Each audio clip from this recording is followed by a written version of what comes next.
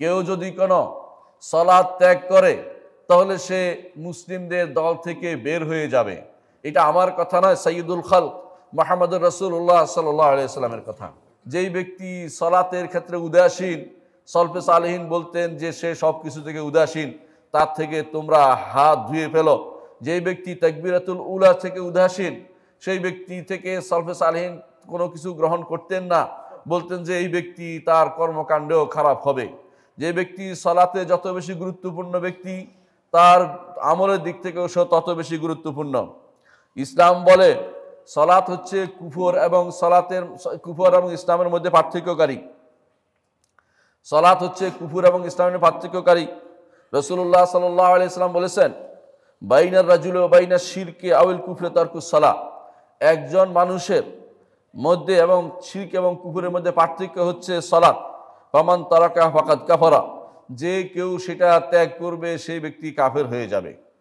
এটা রাসূলুল্লাহ সাল্লাল্লাহু আলাইহি ওয়াসাল্লাম বাণী। সহিহ মুসলিমে আসছে, বাইনার রাজুলি ওয়া বাইনাশ শিরকি আউল কুফরি তারকুস সালাহ। কেন সেটা বুঝে নেন। কারণ আপনারা জানেন যে একজন মানুষের অন্তরে ঈমান আছে, এটা বোঝার কোনো সুযোগ নেই।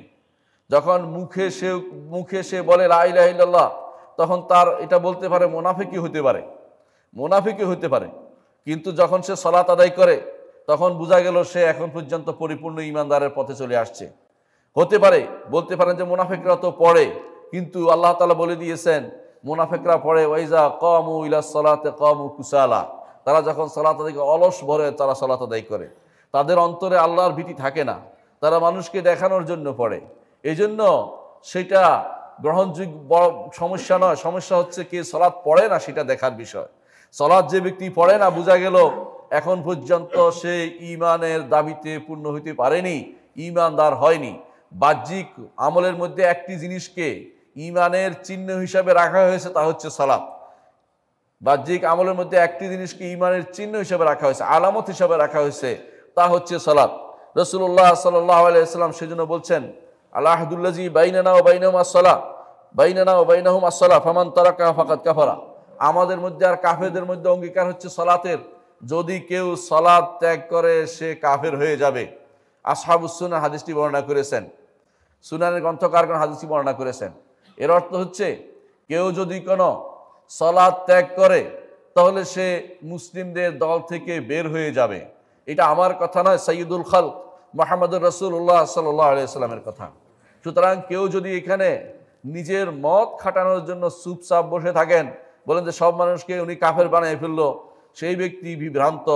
কারণ আমি আমার কথা বলছি না, আমি আমার রাসূলের কথা আপনাদেরকে শুনিয়ে যাচ্ছি। সুতরাং আপনাকে সেটা মেনে নিতেই হবে।